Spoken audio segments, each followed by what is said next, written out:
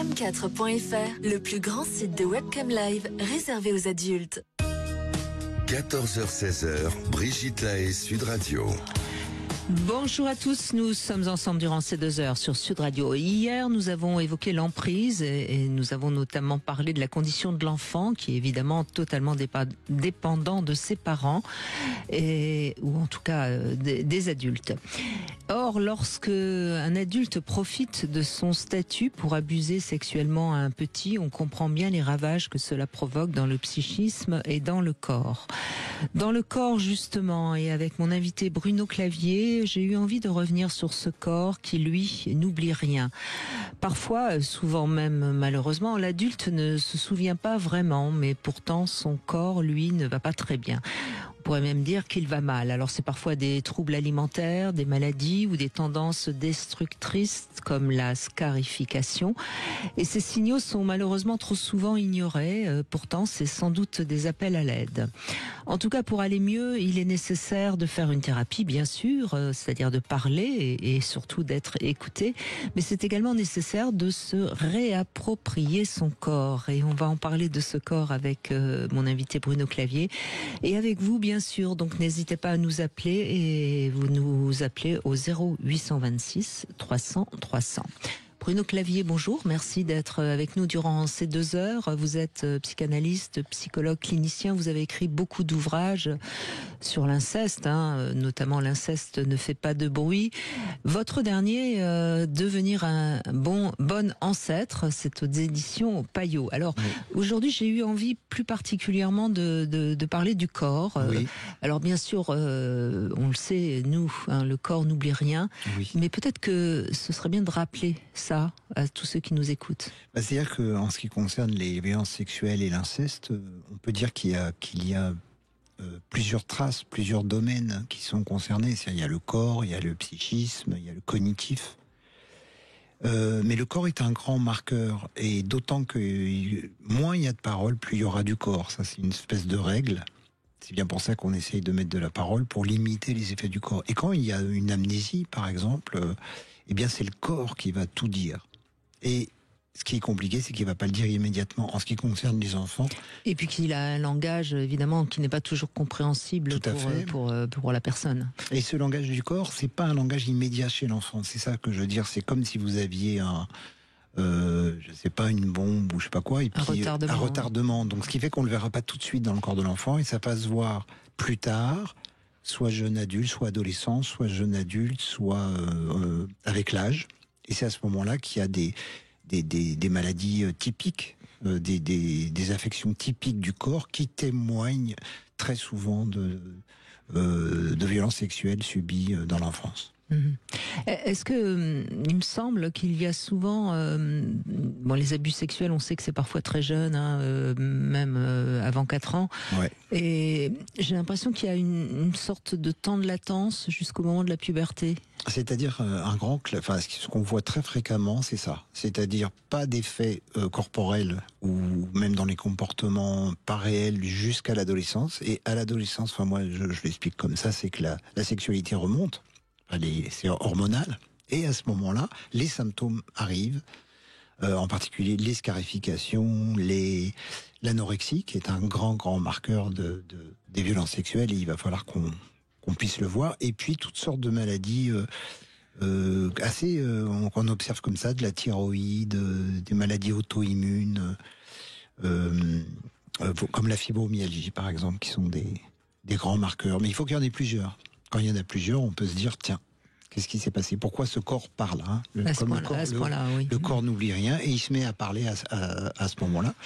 Et il va parler aussi sous 2 formes que je dirais presque énergétiques, c'est-à-dire que soit vous allez avoir des personnes qui sont inertes, c'est-à-dire qui n'ont presque pas d'énergie, c'est assez curieux, c'est difficile à voir, et puis beaucoup de gens qui sont en surchauffe, qui sont nerveux, qui bougent tout le temps, qui sont comme ça, c'est 24 heures sur 24. Il y a parfois un autre symptôme, c'est une sexualité très débridée, excessive, qui d'ailleurs généralement permet que le corps aille a priori plutôt mieux, parce que la sexualité est totalement débridée, ce qui est ce qui est parfois peut-être moins pire, j'ai envie de dire. Oui, c'est ça, c'est à ce moment-là. Alors, il y a deux aspects. Il y a ceux qui sont en sous-sexualité, ils ont décidé qu'ils en auraient pas, donc ils en ont plus jamais.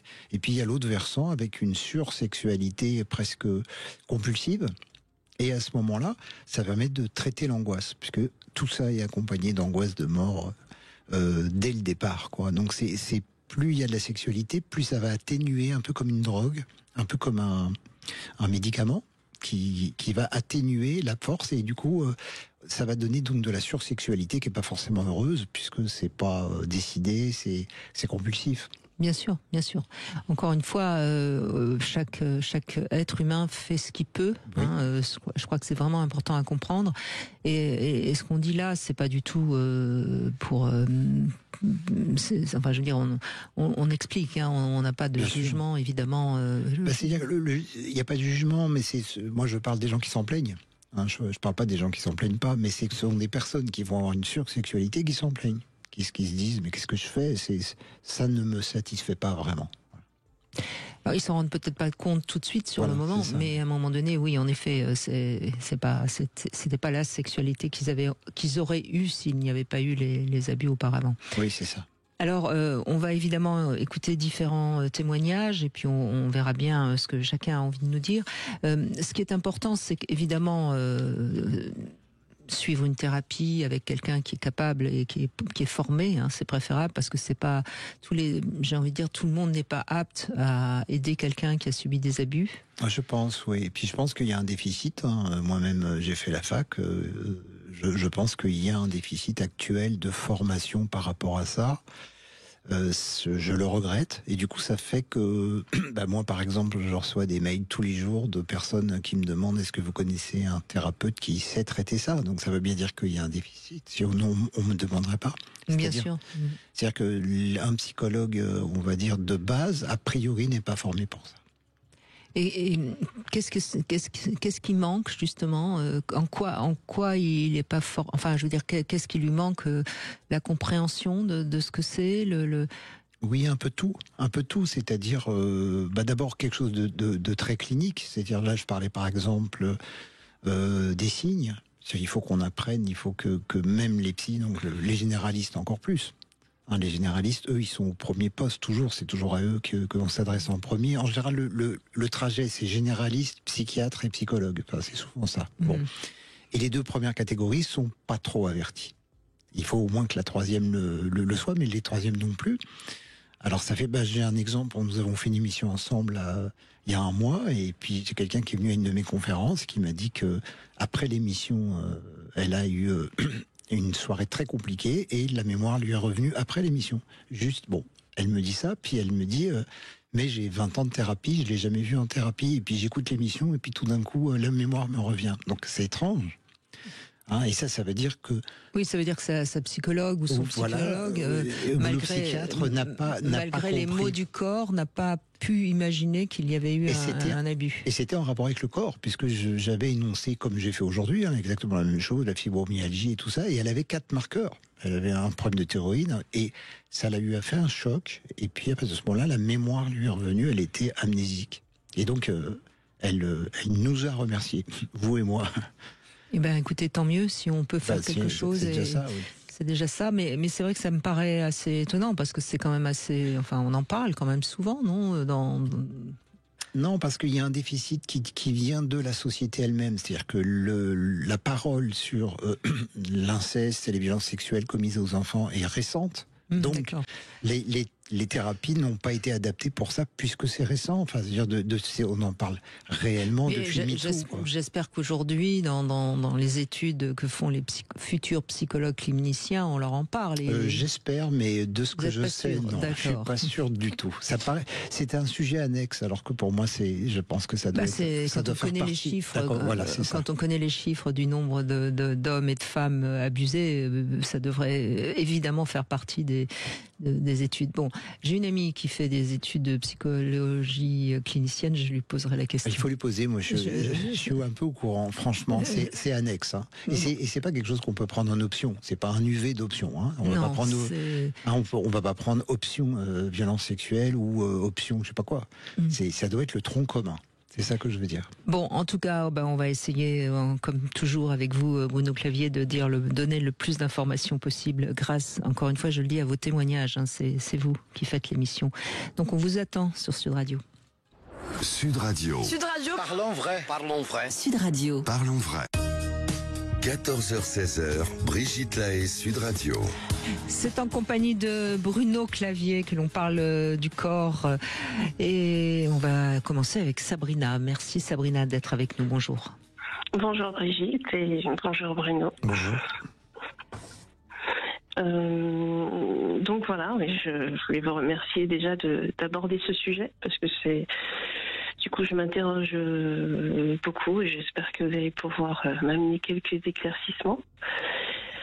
Parce que du coup, donc moi, mon histoire, c'est donc ma mère était mère célibataire, donc je n'ai jamais connu mon père.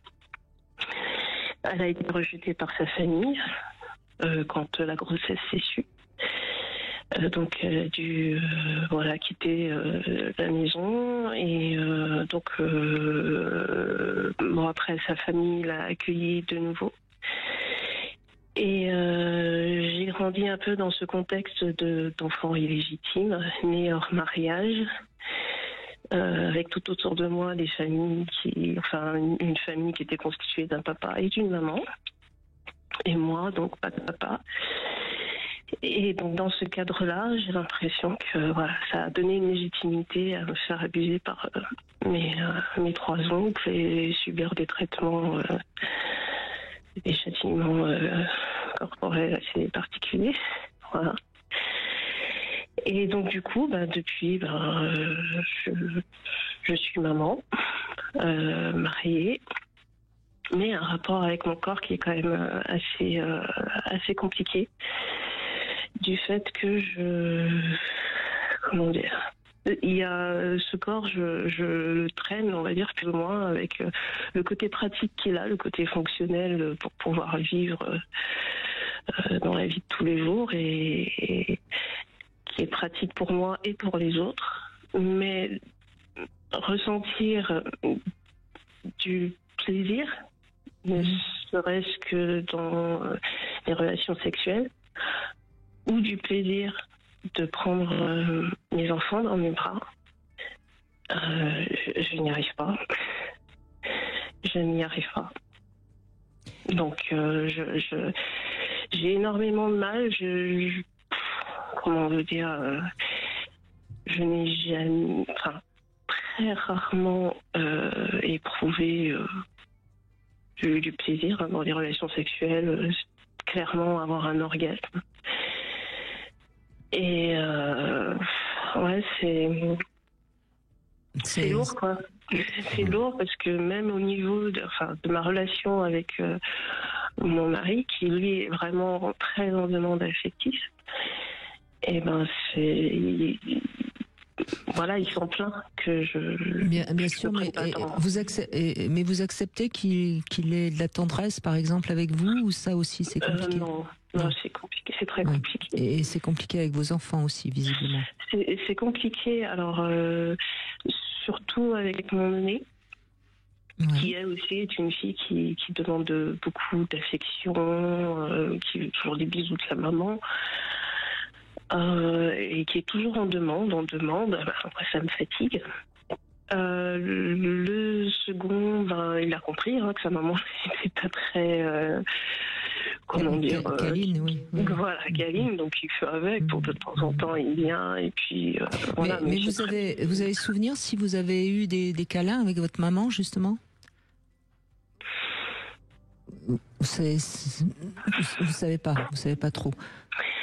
C'est assez compliqué parce que même à en parler, moi le souvenir que j'ai avec maman qui est vraiment marquant, c'est elle ayant un comportement un peu inapproprié, c'est-à-dire qu'on est en train de s'amuser et à un moment donné, je devais avoir 4-5 ans, voilà. Elle me présente son sein à téter, quoi. Et moi, enfant, j'ai vraiment, c'est marquant. Je me dis, mais bah non. Bah non, je vais pas faire ça. Enfin, je suis pas un bébé, je vais pas faire ça. Je m'en rappelle vraiment, voilà, clairement. Et puis après, ouais, avec ma mère, c'était pas simple, quoi, parce que je devais avoir, je devais être une enfant modèle, qui réussit tout, qui disait, enfin voilà, qui faisait pas de bruit, qui restait à sa place, et voilà. Des moments câlins, non. Même encore aujourd'hui, on se explique pas souvent qu'on s'aime, quoi, forcément. Excusez-moi, ce sont vos oncles maternels, les 3 oncles? Oui, c'est ça. Oui, il y a quelque chose qu'on peut envisager, c'est une hypothèse, hein, mais tout de suite, c'est qu'il y aurait de l'abus au-dessus, c'est-à-dire que votre mère, elle se comporte comme quelqu'un d'abusé, puis les oncles aussi, en vous abusant. C'est-à-dire que c'est ça qui est terrible, c'est que c'est toujours transgénérationnel, c'est-à-dire de génération en génération, et elle-même, quand elle vous donne le sein à 4 ans, elle est débordée, elle comprend même pas ce qu'elle est en train de faire, c'est comme si elle avait 4 ans elle-même, quoi. Ouais, je pense, oui, parce que c'est un secret dans la famille, mais je pense sincèrement qu'il a dû se passer des choses. Justement, vous parlez de révélation du corps. Ma mère aujourd'hui, elle est atteinte de maladies, dont la fibromyalgie, justement, mais pour l'instant, vous n'avez pas travaillé encore, hein, vous n'avez pas été en thérapie, vous n'avez rien. Non, si, parce que justement, dans l'enfance, c'était assez particulier. Il y a eu des phases d'anorexie, de boulimie, de scarification, des tentatives de suicide au moment. J'en avais marre, en fait, que ça continue, parce que ça a duré dans le temps, quoi. Donc au bout d'un moment, j'étais fatiguée, et puis je voulais que ça s'arrête, et j'avais pas l'impression d'être entendue ou de pouvoir obtenir de l'aide de l'extérieur. Et donc du coup, mon corps, je le maltraitais. Est-ce que vous avez pu, à ce moment-là, vous avez donc consulté si vous avez été anorexique à ce moment-là? C'est quoi, vers l'adolescence? Ouais, non, j'ai pas consulté. Oui, c'est ça, mais est-ce que je veux dire, au niveau physique, vous avez bien un médecin qui a dû s'apercevoir de quelque chose? Non, rien. Rien, parce que c'était vraiment des périodes où je perdais du poids, mais du coup, après, j'en reprenais. Donc, même dans la famille, c'était comme ça. Et puis, tout ce qui est suivi médical, c'était vraiment pas... C'est pas comme maintenant. Aujourd'hui, vous devez emmener les enfants régulièrement voir les enfants, enfin, le médecin. Là, c'était comme ça, point. Et Brigitte, vous parlez de vos thérapies, et dans vos thérapies, vous avez eu le sentiment d'avancer ou pas tout à fait sur cette question du corps, non. Mais c'est vrai que sur d'autres points, oui. Parce qu'en fait, les thérapies, je les ai vraiment suivies au moment où j'ai eu ma fille. Parce que c'est vraiment là où je me suis rendu compte que il m'était arrivé quelque chose de grave. Auparavant, justement, pour moi, c'était normal. Ce qui m'était arrivé, au point de leur trouver des excuses. Et puis c'est vrai que, comme vous disiez, j'avais un comportement avec mon corps un peu, je sais pas comment dire, limite, quoi. C'est-à-dire qu'il y avait une hypersexualisation, parce que mon corps était là pour faire plaisir à l'autre. Mais pas pour moi, c'est pas pour autant que j'éprouvais du plaisir, quoi. Oui. Mais le fait de voir que l'autre prenait du plaisir avec moi, il y avait une espèce de satisfaction et de me dire, je suis sur Terre au moins pour ça, quoi. Je sers à ça, quoi. Voilà. Oui. Voilà. Mais aujourd'hui, justement. Oui, aujourd'hui, au moins, vous commencez à respecter votre corps. Oui. Vous apprenez à dire non. Ah oui, du coup.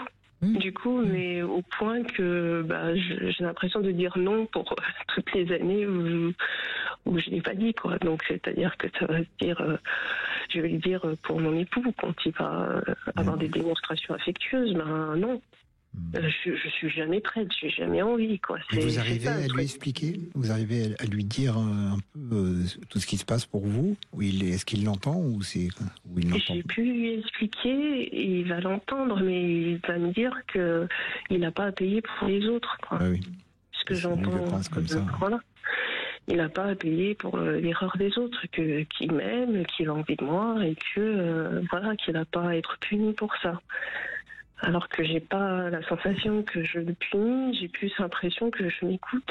Mais bien sûr que vous le punissez pas. C'est pas, vous faites pas exprès de vous refuser à lui. Et de toute façon, il est important que vous vous respectiez, parce que de toute façon, si vous ne respectiez plus aujourd'hui, vous finiriez par avoir de la haine pour lui. Donc c'est pas la solution non plus.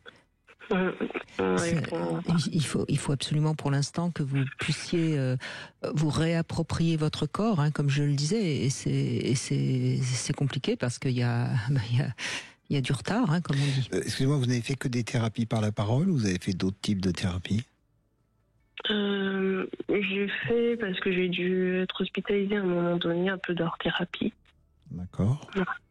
Mais voilà. Ce que je veux dire, c'est que souvent il y a un trajet comme ça. C'est-à-dire que d'une part, il faut une reconnaissance, parce que la thérapie par la parole en particulier, c'est une certaine reconnaissance du préjudice. Enfin, c'est déjà très important.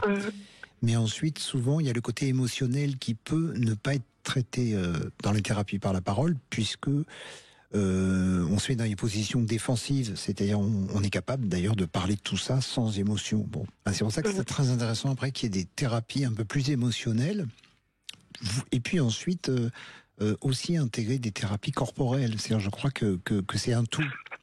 Peut-être que vous pourriez aller voir de ce côté-là. Hein. On va faire une petite pause. On vous garde, Sabrina, parce que je crois que ce qu'on a à vous dire intéressera aussi peut-être d'autres personnes.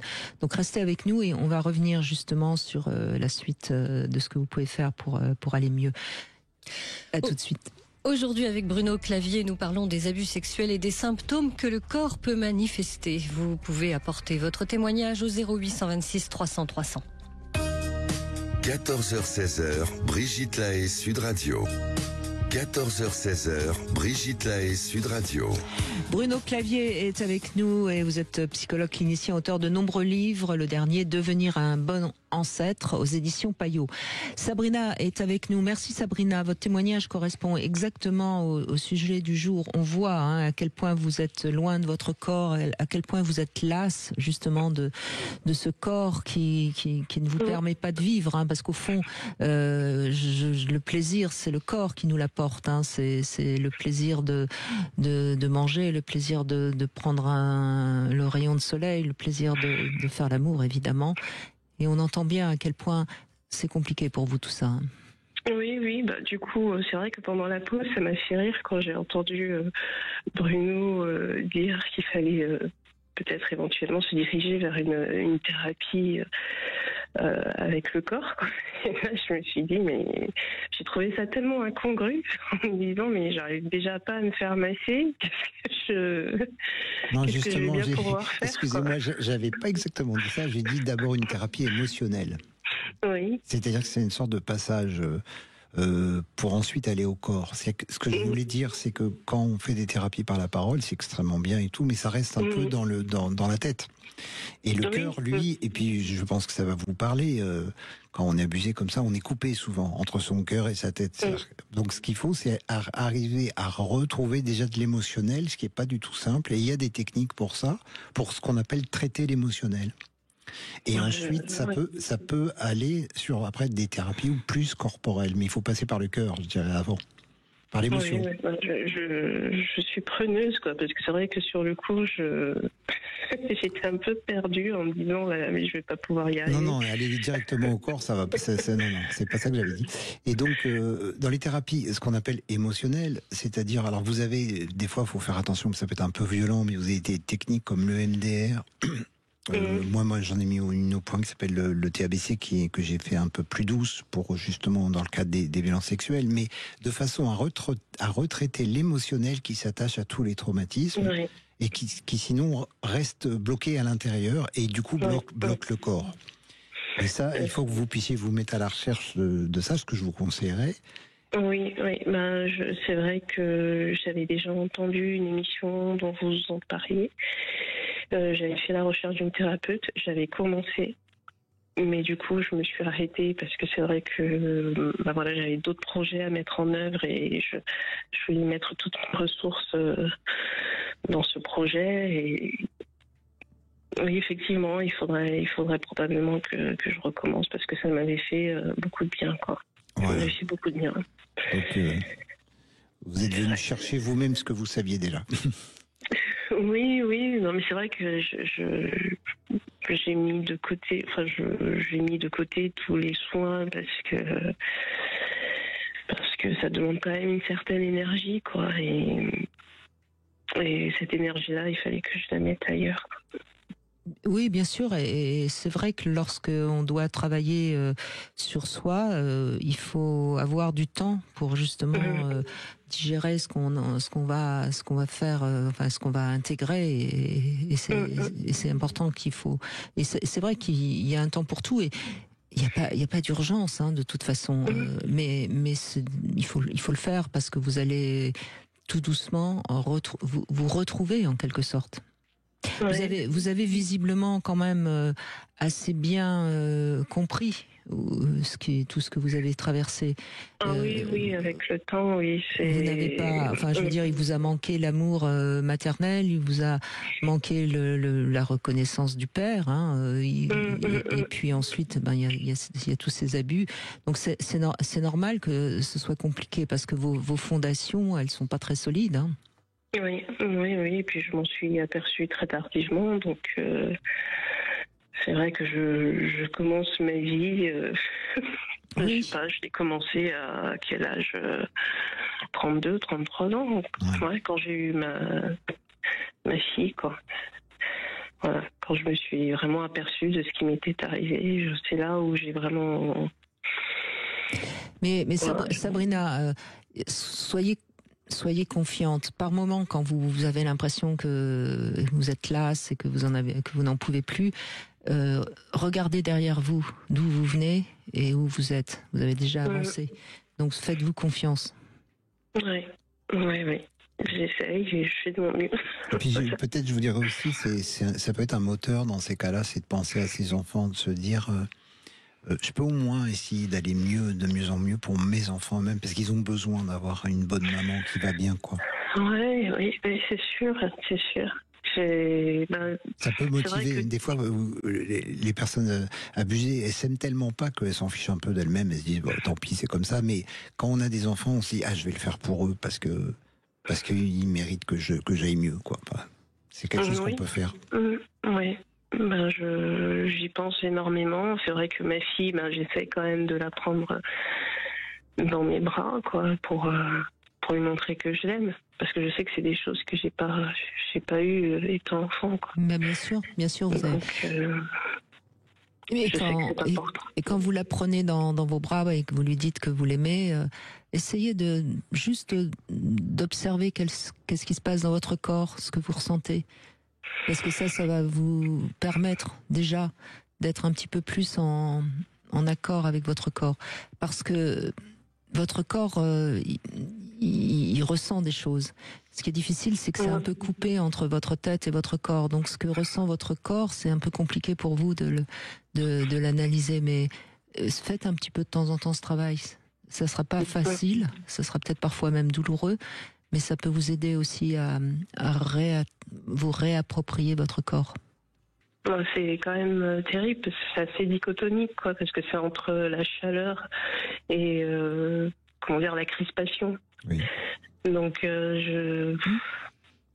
oui. C'est très...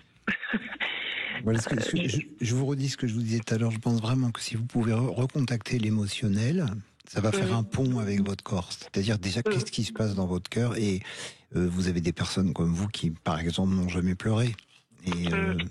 Et ça, c'est quelque chose. C'est-à-dire que l'enfant n'a jamais pu laisser aller ses émotions tellement vous avez été obligé de prendre sur vous, quoi. Oui. Et puis vous nous avez raconté cet épisode quand votre mère vous donne le sein alors que vous avez plus de 4 ans. Donc je pense que ça a été un traumatisme fort, parce que à ce moment-là, vous vous êtes dit, mais ma mère est folle, quoi, ou elle tient... Enfin, vous voyez, il y a eu quelque chose de... Et ça, c'est, je pense, aussi important que vous vous rendiez compte à quel point, très jeune, vous avez compris que c'est compliqué de se fier aux adultes, ou qu'on peut peut-être pas trop leur faire confiance. Je sais pas si je me suis dit qu'elle était folle. En tout cas, à ce moment-là, je me suis dit, mais pour qui elle me prend ? Je suis plus un bébé, quoi. Voilà. Vous avez raison. À 4 ans, on n'est pas capable de raisonner. Donc, ce que je dis est stupide. Mais en effet, vous avez eu cette fulgurance de vous rendre compte que c'était pas normal. Voilà. Et ça, c'est à la fois traumatique, hein, bien sûr, ce que vous avez vécu, mais en même temps, ça montre qu'il y avait en vous une prescience quand même de ce qui est normal et de ce qui n'est pas normal. Bah oui, mais pour autant, je veux dire, ce qui n'est pas normal est devenu normal parce que, justement, mon corps, du coup, était pas là pour moi, mais pour les autres. C'est ça. Donc du coup, mais vous n'avez pas eu le choix, bien sûr. C'est-à-dire que ce qui se passe, il y a un psy qui était un disciple de Freud, s'appelait Ferenczi, il appelait ça la confusion des langues. Il dit l'enfant, il a écrit ça, l'enfant demande de la tendresse et on lui donne du sexe, enfin du corps. Et quand vous voulez de la tendresse avec votre mère, puisque vous racontez une scène où vous jouez ensemble, en fait vous jouez ensemble parce que vous voulez de la tendresse, et elle vous donne du corps. Et du coup, le corps devient presque encombrant, parce que c'est pas ça qu'on veut. Ce que veut l'enfant, il veut de l'amour et de la tendresse. Et on lui répond avec un sein, ce qui est pas, il n'a pas du tout demandé le sein, il a demandé de l'amour et de la tendresse, qui n'est pas du corps à ce moment-là. Exactement. C'est exactement ça. Eh oui. Donc tout ça, c'est ce que vous pouvez avancer tout doucement, tout doucement. Et merci de nous avoir appelés, de nous raconter tout ça, parce que là, on voit bien à quel point se réapproprier son corps, c'est une grande aventure. Hein. Oui. Ah non, mais merci à vous. Merci énormément à vous d'aborder ce genre de sujets qui sont très constructifs et très réparateurs. Je peux vous le dire que vous m'avez beaucoup aidé. Beaucoup. Merci Sabrina. Merci. On fait une petite pause et puis on se retrouve dans un instant sur Sud Radio. Vous voulez parler à Brigitte Lahaie? 0826 300 300. Cam4.fr, le plus grand site de webcam live réservé aux adultes. 14h-16h, Brigitte Lahaie, Sud Radio. Bruno Clavier est avec nous, psychologue clinicien. Nous parlons des violences sexuelles avant 15 ans, hein, bien sûr, et malheureusement souvent très tôt.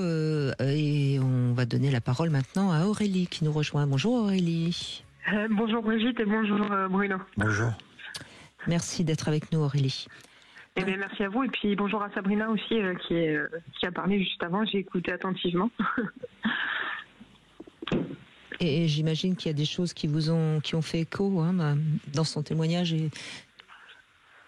Alors oui, tout à fait, parce que justement moi dans mon parcours j'ai commencé donc en même temps que j'ai eu l'inceste à l'âge de 8 ans, j'ai commencé à manger. J'ai commencé à manger mes émotions, donc à nourrir mon corps d'une façon astronomique.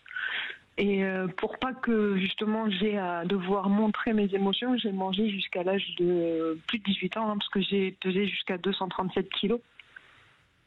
Donc je me suis vraiment enfermée dans mon corps. Et oui, ça paraît impensable d'ailleurs d'arriver à ce poids. C'est fou. Ah oui, tout à fait, oui. C'est impensable. Et je rejoins totalement ce que disait Bruno tout à l'heure, c'est que effectivement, libérer la parole ne suffit pas. Ça fait du bien parce qu'on se reconnaît en tant que victime, on apprend à voir qu'on n'est pas coupable. Mais moi, personnellement, ce qui m'a sauvé la vie, je pense, c'est mes années d'hypnothérapie que j'ai fait derrière, parce que j'ai pu retourner dans cet état de petite fille. Ça m'a permis de comprendre beaucoup de choses en fait et la souffrance par rapport à mon corps. Et après, j'ai fait de l'EMDR aussi sur la mémoire traumatique. Et aujourd'hui, maintenant que moi j'ai repris mes études pour être psychologue aussi, je me suis formée en EMDR pour pouvoir aussi aider les gens avec ça. Et vous avez retrouvé un poids entre guillemets à peu près normal ou ça reste compliqué? Alors oui, aujourd'hui je fais 85 kilos. Donc je suis contente de ça parce que c'est pas vivable de rester à un poids de 237 kilos. J'ai perdu d'abord 80 kilos toute seule. Et après, j'ai fait un bypass parce que mon corps était trop fatigué pour continuer la perte. Bien sûr. Et par contre, ce qui est vrai, et ça, parce qu'on garde toujours des souvenirs de ces moments d'inceste, de quand on était enfant, il y a des traumas qui restent. C'est qu'aujourd'hui, quand je vais pas bien ou quand j'ai une émotion trop forte, la première chose à laquelle je pense, c'est manger. Oui. Même si j'y vais pas forcément. Parce qu'aujourd'hui, je suis grande et je sais travailler sur ça. Mais c'est vrai que la première pensée que j'ai, c'est remplir mon corps à nouveau.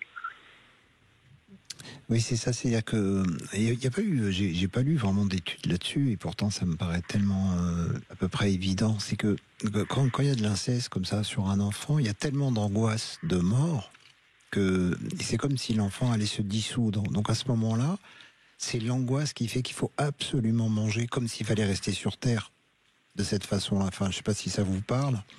Ah, si. C'est-à-dire qu'il faut, sinon on va être totalement dissous, quoi. Le corps, c'est une mort, quoi, presque qui arrive, et dans ce cas-là, on mange pour au moins être sur Terre, être là, quoi. C'est ça, parce qu'on prend de la place, en fait. Voilà. Le corps prend la place que nous on n'a pas. Parce que moi, pendant des années, j'ai dit à ma mère que j'étais comme morte à l'intérieur. Ouais. Et c'est vrai que ce corps reste. Et je suis content que vous ameniez le MDR, parce que c'est ce que j'ai dit tout à l'heure à Sabrina. C'est que du coup, ça veut dire que, enfin, moi, j'ai moi-même été formé à l'EMDR, hein, donc c'est vraiment très très bien. Et c'est le fait que ça permet de contacter l'émotionnel. Vous confirmez ? Ah oui, totalement. Et franchement, si j'avais pas eu ça, je pense que sur plein de choses, sur plein de pans, notamment la reconnexion avec mon corps, ça aurait pas pu fonctionner. La parole ne suffit pas. Oui. Et d'ailleurs, c'est une thérapie assez récente, hein, le MDR, oui. qui au départ 1987, oui. Oui, qui au départ a plutôt été faite pour des traumatisés de la guerre du Vietnam. C'est ça. Et c'est plutôt David Servan-Schreiber qui a amené ça en France. Je crois que c'est David. C'est un Servan-Schreiber, mais je crois que c'est lui. Ou sans doute, oui. Et, je sais pas. Et c'est aussi parce qu'en France, on a ignoré le psychotraumatisme très longtemps. Enfin, partout aussi, hein, mais c'est arrivé tardivement en France quand même. Réellement, c'est plus récent, et c'est vrai que c'est extrêmement important. Et vous avez fait aussi de l'hypnothérapie. Je pense que c'est très bien qu'il y ait des témoignages qui amènent toutes sortes. Parce que moi, je ne veux pas parler de toutes les thérapies, mais des thérapies qui vont permettre justement d'avoir plus accès à l'émotionnel et au corps. C'est vraiment très bien. Et il y en a beaucoup, hein, je ne les connais pas toutes. En fait, ce qui est fou, c'est de voir, et on a tendance à l'oublier, hein, c'est que quand on vit l'inceste, certes, on pense souvent au cerveau, à l'émotionnel, à ce qu'on est en train de vivre, mais le corps, il subit le même traumatisme. Le corps, je veux dire, des fois, c'est même pire ce qu'il, lui, il emmagasine comme émotion. Oui. Et ce que nous, on traite par le psyché, je veux dire, le corps, lui, il le garde aussi en grandissant, et il faut traiter les deux, c'est hyper important. C'est même essentiel, parce qu'il faut bien comprendre qu'un corps d'enfant, il n'est pas prêt à recevoir de la sexualité. C'est donc forcément un viol au sens le plus terrible du terme. C'est pour ça qu'on va trouver des maladies comme la fibromyalgie et énormément de maladies justement sur les nerfs, enfin sur les réseaux nerveux. Pourquoi ? Parce que c'est très facile à comprendre. C'est comme si vous mettez 100 000 volts dans un fil qui doit recevoir 220 volts. Bravo. Donc, Bruno, l'image est très très claire, très parlante. Si vous mettez 200 000 volts dans là où on doit mettre du 220, eh bien que va faire le fil ? Il va brûler. Il va brûler, mais il va pas forcément brûler immédiatement. Puis il va brûler petit à petit. Petit à petit, il va s'effriter, je dirais presque comme un fil qui serait attaqué. Et c'est pour ça que j'ai dit les gens abusés sont des grands brûlés. Ils ont été brûlés enfants. C'est-à-dire qu'il y avait trop, il fallait pas, il y avait trop de force énergétique, c'était trop fort, quoi. Alors moi, Bruno, j'aimerais rebondir, si vous me permettez 2 secondes, justement sur ce que vous dites, parce que c'est très très judicieux et important. En 2021, j'ai fait un cancer des organes de la reproduction, donc avec une hystérectomie totale. Et depuis 1 an, je sais que j'ai la maladie de Parkinson au stade précoce, donc j'ai 39 ans, hein, je suis jeune. Mais je sais que ça n'arrive pas par hasard. Je pense que mon enfance a joué dessus. Je peux vous donner un témoignage, ça va vous aider sur la maladie de Parkinson. On est en plein dans le corps. C'est quelqu'un que j'ai rencontré et qui, c'est une personne à qui jusqu'à 60 ans, elle a fait de l'énurésie. Bon. D'accord. Et je lui ai dit énurésie jusqu'à 60 ans. On est d'accord. Bon, alors je dis à cette femme, écoutez, dans vos thérapies précédentes, est-ce qu'on vous a parlé des violences sexuelles, de l'inceste ? Non, pas du tout, et tout ça. Et je lui dis, ça serait peut-être une piste à travailler, puisqu'elle souffrait beaucoup de son énurésie, et je dis énurésie de jour, c'est-à-dire plusieurs fois par jour, hein, c'est pas qu'une énurésie de nuit. Et puis, elle va réaliser ça, va faire un travail, et elle va retrouver une partie de la mémoire. Et là où c'est incroyable, c'est au moment où elle a retrouvé une partie de la mémoire, elle a déclenché un Parkinson. Vous voyez, et qui est en ce moment en train d'être régressif par son travail. Elle l'a beaucoup diminué. Mais ça, c'est une observation que j'ai trouvée importante quand vous me parlez du Parkinson. C'est que, et moi, ça m'a semblé tellement évident, en fait. C'est comme le corps qui tremble, comme si vous avez eu une bombe, quoi. Donc le corps après se met à trembler, mais elle a substitué donc un symptôme par un autre, vous voyez. Donc quand vous me parlez de le Parkinson, soyez confiante, parce que je ne crois pas que ça soit un Parkinson totalement fonctionnel, c'est-à-dire que ça doit exister, mais c'est quelque chose qui fait partie de l'émotionnel trop fort que des suites de ce qui vous arrivait dans l'enfance. Moi, de toute façon, je reste une battante. Je resterai toujours positive et je prends les choses, je les accepte parce qu'elles ont un but. Et c'est en les acceptant qu'on va mieux. Mais moi, je l'ai interprété dans le sens aussi, Parkinson, pour moi, c'était aussi l'heure du parking qui sonne. Comme si le corps, quelque part, il disait, moi, j'en ai trop bavé, j'en ai marre. Oui, bien sûr. Donc, je pense que là, il est en pause. Oui, c'est aussi, vous voyez, la femme dont je vous parle, elle parlait à tout le monde de son Parkinson et elle faisait un geste de la main, et puis on en a parlé ensemble, et elle faisait un geste un peu sexuel avec la main. Et je trouvais ça curieux, je lui avais dit, mais vous observez ce que vous faites avec votre main quand vous parlez de votre Parkinson? Et ça aussi, ça fait partie de l'aide qu'elle a pour vraiment passer à travers, et je crois qu'elle est vraiment en train de passer à travers. Avec l'aide des médecins, bien entendu, on est toujours avec l'aide des médecins. Il est hors de question de travailler sans eux. Moi j'ai Brigitte et Bruno, c'est pas mal aussi. Oui, mais les médecins, il faut associer la médecine. Ce que je veux dire, c'est que il faut associer aussi la médecine avec ça, et là c'est important. Mais d'ailleurs, vous l'avez vu aussi, la médecine vous a aidé à perdre du poids à un moment donné. Je crois qu'il faut... C'est toujours la même histoire. Il faut comprendre le symptôme, il faut y mettre du sens, et puis ensuite, il faut pas hésiter à se faire aider par la médecine, parce qu'elle est là pour ça. C'est juste que c'est pas la médecine qui, malheureusement... il met du sens parce que c'est pas dans la formation malheureusement des généralistes, et donc moi je tiens, vraiment je trouve que ça c'est très important qu'il y ait une formation pour les généralistes des effets des violences sexuelles. Ça me semble très très vital. En tout cas, quand il y a plusieurs symptômes, comme vous le décriviez, à un moment donné, les médecins devraient se poser la question. J'ai formé quelques médecins généralistes, qui ont confirmé ce que j'avais dit. Enfin, je veux dire, maintenant, quand ils ont 3-4 symptômes comme ça, ils ont à chaque fois ça match, quoi. Mais en tout cas, oui, c'est sûr, il faut du médical à côté, il ne faut pas rester seul, il faut vraiment être accompagné. Et ce que j'aimerais dire à Sabrina, c'est qu'il ne faut pas se mettre de pression aussi. Dire, j'ai pris le temps de me soigner, j'ai pris le temps d'aller mieux, et c'est pas grave si on veut pas au plus vite que certains. Le but, c'est vraiment de s'écouter, d'aller à son rythme et de démêler les choses comme on peut les démêler. Mais en tout cas, il faut apprendre à s'aimer, ça c'est sûr. Oui, de toute façon, pour prendre soin de soi, il faut s'aimer. Sinon, si on va faire une thérapie sans prendre soin de soi, ça marche pas de la même manière. En tout cas, ça marchera beaucoup moins bien. Et puis après, moi, comme je le répète, une fois qu'on est sur le chemin, on avance à sa vitesse. C'est pas grave. En tout cas, j'espère que Sabrina continue à nous écouter et puis qu'elle vous écoute, parce que ce que vous lui dites sera très précieux pour elle. C'est gentil, merci. Et puis on l'entend à votre voix, on entend cette capacité à voir les choses du bon côté, malgré tout ce que vous avez traversé. Donc c'est ça qui donne aussi de l'espoir à tous ceux qui écoutent, parce qu'au fond, oui, la vie, elle est là, et il faut en profiter, même si on part avec un lourd sac sur le dos. Oui, puis je veux dire, on nous a tellement pris que, moi j'en suis venue à ma propre conclusion de me dire ce serait triste en fait que je me prive aussi, alors qu'eux m'ont déjà pris beaucoup de choses. Donc aujourd'hui, non, je profite, je vis, j'aime. Bien sûr, il reste des choses à traiter, il reste des traumas à soigner, et ça prendra le temps que ça prendra. Peut-être une vie ne suffira pas, mais c'est pas grave. Le tout, c'est d'avancer, de cheminer, comme vous dites, Brigitte, et puis... on avance et puis on comprend, mais en tout cas il n'y a pas de pression, il n'y a que de l'amour qui reste derrière envers moi, et puis c'est une relation à construire entre moi et moi. Oui, vous l'avez dit, on m'a tellement pris. Je crois que c'est vraiment ça. C'est vraiment ça. Et puis vous parlez d'amour, je crois que c'est important, parce que, comme on le disait tout à l'heure avec Bruno en déjeunant, le contraire de l'amour, c'est la peur. Et j'entends dans votre voix, vous n'avez pas peur. Et c'est pour ça que vous êtes dans l'amour et que vous avancez. Ah oui, j'ai plus peur. Enfin oui. Puis c'est vrai que la peur, ça ne nous permet pas d'avancer, ça nous permet même des fois de rester un peu trop dans le passé. Mais non, il faut. Mais c'est un chemin qui est quand même difficile à faire. Moi, j'ai cette chance-là d'avancer comme ça. Mais c'est pas donné à tout le monde. Je le vois moi avec les gens que j'aide.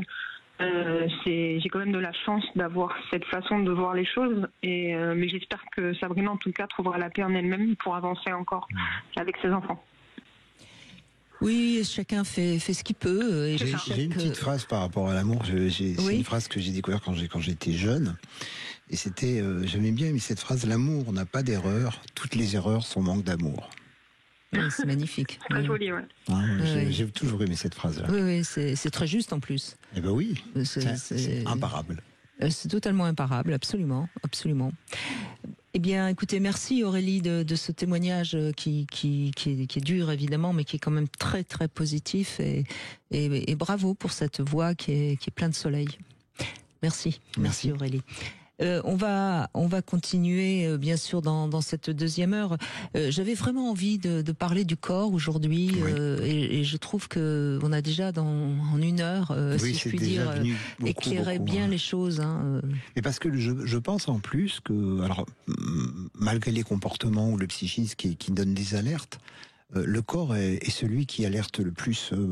C'est vraiment important parce que c'est celui qui est le plus loin de la parole. C'est pour ça que je disais qu'entre les deux, il y a le cœur, il y a des choses. Mais on en revient à cette question de corps toujours, et c'est en l'écoutant qu'on est vraiment sur le chemin de la guérison. On a vu la difficulté de Sabrina, de comment elle était coupée de son corps. C'est-à-dire, dès qu'un enfant est abusé, le premier mécanisme de survie, parce que c'est un mécanisme de survie, il faut se couper de son corps. Parce que sinon, le corps pourrait immédiatement aller très très mal. Donc, il y a une coupure qui se fait, qui est même qu'on a vu que... Et d'ailleurs, ça me fait penser à toutes ces personnes qui ont subi des abus, qui se suicident. C'est certainement parce que justement, ils sont un peu trop dans le corps, et à ce moment-là, c'est insupportable, et on peut plus vivre. Il y a autre chose aussi qu'il faut rajouter, qui est plus psy, c'est que le fait que l'abuseur est rentré dans le corps. Ça, c'est difficile à comprendre, et pourtant c'est comme ça. Ce qui fait que souvent, j'interprète le suicide comme étant non pas la mort de soi, mais la mort de l'autre en nous que l'on déteste, qui nous encombre, comme la scarification. Par exemple, la scarification, moi j'interprète sur le fait que on fait du mal à l'autre qui est en nous, et que pour une bonne guérison, on peut observer ça à travers les cauchemars et les rêves. Il faut que l'agresseur soit plus confondu avec nous. Et notamment dans l'inceste, l'agresseur est toujours confondu avec nous, puisque c'est quelqu'un qu'on aimait. Oui, c'est une sorte de fantôme qui est intérieur. À l'intérieur, on l'aimait, quoi. On s'est identifié à lui, et du coup, malgré la haine ou malgré ce qu'il nous a fait, il est en nous, et il faut séparer les deux, quoi. Eh bien, on va continuer dans cette deuxième heure. Vous pouvez nous joindre au 0826 300 300. On se retrouve tout de suite. Vous voulez laisser un message, proposer un sujet qui vous tient à cœur, ou ajouter un commentaire, ou même poser une question? Le répondeur de l'émission est là pour vous. Appelez-nous au 0826 300 300. 14h-16h, Brigitte Lahaie, Sud Radio. 14h-16h, Brigitte Lahaie, Sud Radio. Nous continuons en compagnie de Bruno Clavier, psychanalyste, psychologue, clinicien et auteur de nombreux ouvrages, notamment L'inceste ne fait pas de bruit, qui était aux éditions Payot, comme le dernier, Devenir un bon ancêtre, aux éditions Payot. Bruno Clavier, on va continuer à évoquer le corps, puisque on voit... Cette question du corps qui est primordiale. Voilà, et c'est vrai qu'on l'aborde peut-être pas souvent, et pourtant c'est tellement important, et merci à tous ceux qui prennent la parole, parce que ça montre bien l'importance de parler du corps. William est avec nous, merci d'être avec nous. Bonjour William. Bonjour Brigitte, bonjour Bruno. Bonjour. Donc c'est votre fille qui a subi des attouchements, c'est ça? Ouais, tout à fait, de la part de son cousin il y a bientôt 1 an. Elle avait quel âge? Elle avait 13 ans, lui en avait 14. D'accord. Voilà, donc ils ont dormi ensemble, mon grand désespoir. Ma soeur les a fait dormir ensemble, et en fait ça s'est passé 2 nuits de suite. La première nuit, elle pensait que c'était un rêve, donc en fait elle n'en a pas parlé. Elle s'est dit mais c'est pas possible, il a pas fait ça, j'ai rêvé. Et puis en fait la deuxième nuit rebelote et c'est là où en fait elle s'est mise à trembler, elle a bougé pour qu'il évite d'aller trop loin.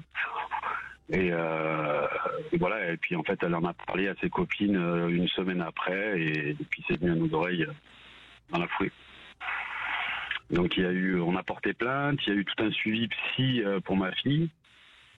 L'État a décidé de classer l'affaire sans suite parce que c'était dans le cadre familial et qu'il n'y avait pas eu pénétration. Sauf que depuis ce jour, ma gamine, elle va pas super bien, quoi. Notamment, il y a un mois, elle s'est fait des scarifications, certes superficielles, mais elle nous a donné l'alerte, quoi, que ça allait pas. Voilà, donc on est un peu désemparés, ouais. Ah oui, c'est ça, mais elle a toujours un suivi psychologique ? Alors, elle n'avait pas de suivi psy à l'issue en fait du procès, enfin de la procédure judiciaire, parce qu'elle en avait marre, elle voulait pas en fait ressasser cette histoire. Et puis en fait à l'issue des scarifications, moi je l'ai fait, je l'ai amené voir un psy. Elle a fait 3-4 séances et en fait à chaque sortie de séance, elle me disait mais papa j'en ai marre, il me rappelle toujours cette histoire, j'ai envie d'oublier, j'en peux plus quoi. Donc j'ai décidé d'arrêter, de parler un peu plus avec elle sur son problème à elle, enfin sur le fond, parce qu'elle me dit je vais pas bien, mais je sais pas pourquoi. Oui, bien sûr. Mais c'est pour ça quand même voilà. que si elle avait un suivi, alors peut-être justement tout à l'heure il y a une auditrice là qui parlait de techniques comme le MDR ou des choses comme ça, ou de l'hypnose, ça serait bien qu'il y ait ça pour qu'elle traite quand même. Là c'est bien, elle en a parlé dans ses séances de thérapie, mais elle aurait besoin. Faut lui dire que ça va l'alléger. C'est-à-dire que puisqu'elle ne veut plus en entendre parler, il y a une phrase qui est dite en EMDR, on dit il faut que le passé retourne au passé.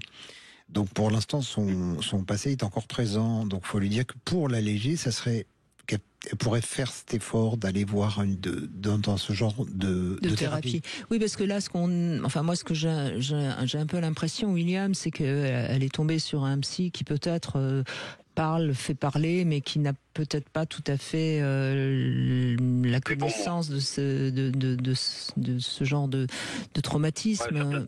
Donc c'est pas non plus la peine de sans arrêt lui faire reparler de la même chose. Surtout que c'est plutôt bon signe quand elle dit j'ai envie d'oublier.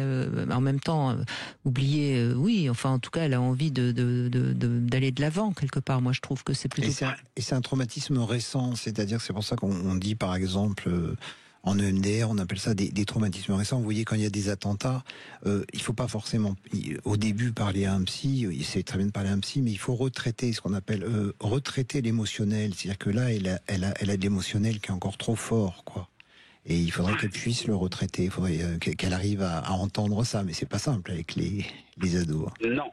C'est ça, puis au début je me suis dit, est-ce que c'est l'adolescence, est-ce que c'est vraiment ce qu'elle a subi, on ne sait pas trop, elle a changé sa tenue vestimentaire, alors là ça va un petit peu mieux depuis quelques semaines, mais elle avait changé vraiment complètement, elle s'habillait en garçon, alors elle a un petit copain, elle est hyper épanouie avec lui, il est très gentil d'ailleurs, mais je sens que c'est plus ma gosse quoi, en fait elle a beaucoup changé, ses résultats scolaires sont catastrophiques, donc ouais c'est alarmant et moi je m'inquiète beaucoup. Oui, il faut quand même qu'elle ait vraiment un suivi avec quelqu'un qui comprenne bien, qui travaille que là-dessus, parce que finalement son problème ce n'est que ça. Donc puisque avant c'était une jeune fille qui allait bien, quoi. Je pense que oui, voilà, c'est super bien.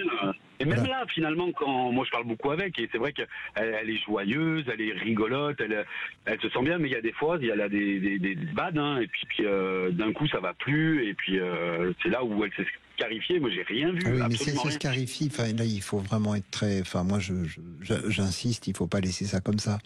Non, ça veut dire que là, c'est vraiment trop de corps. Elle se met dans le corps, puis ça peut durer longtemps, puis après, ça peut se transformer en anorexie ou en chose comme ça. Il faut. Bien sûr. Ça serait vraiment bien d'arriver à lui faire comprendre qu'elle a besoin d'être allégée de tout ça, que lui dire que ça va pas durer longtemps pour la rassurer. Et puis il y a des chances d'ailleurs que ça puisse assez bien se régler. Mais il faut qu'elle ait un soutien, une prise en charge, mais vraiment avec quelqu'un qui ne travaille que là-dessus, puisque le reste, on s'en fiche, quoi. Bien sûr. Et aujourd'hui, on a quand même pas mal de personnes qui travaillent les thérapies EMDR, donc ça devrait. Oui, ou d'autres, hein, parce qu'il y en a que je connais pas. Je sais qu'il y a toutes sortes de techniques, mais d'être sûr d'avoir un thérapeute qui va prendre en charge ça et pas autre chose, puisque l'autre chose, pour l'instant, elle s'en plaint pas. Non, ouais, c'est vrai qu'elle s'en plaint pas. Et pour le coup, franchement, elle est joyeuse. Et puis, dès qu'on amène ça sur le tapis, elle veut pas en parler. Elle me dit, oh, là, chez moi, avec ça, c'est bon. De toute façon, il aura jamais rien. En fait, comme si c'était elle la coupable, quoi. Ben oui, c'est ça. C'est pour ça qu'elle n'a pas eu trop de chance de ce côté-là. Mais c'est tout ça qu'elle doit quand même travailler, parce que sinon, c'est vous qu'elle est obligée de faire la psy pour elle, et c'est pas possible. Non, bien sûr. Après, en plus, c'est compliqué pour elle de se livrer à son papa. En plus, c'est un moment où ils veulent au contraire pas se livrer, donc. C'est ça. Bon, pourtant, on parle beaucoup, parce que à la suite de cette scarification, je me suis mis dans la chambre avec elle, on a discuté, et vraiment, elle s'est livrée, elle m'a tout dit, mais sans finalement ne trouver quelque chose. Elle m'a dit, je vais pas bien, papa, mais je sais pas pourquoi. Je peux vous dire je peux vous affirmer que c'est à cause de ça. Et puis donc, si elle a une prise en charge thérapeutique, elle verra s'il y a autre chose derrière, mais il faut au moins qu'elle prenne déjà il faut s'en occuper. Ouais, faut qu'elle l'accepte aussi. Oui.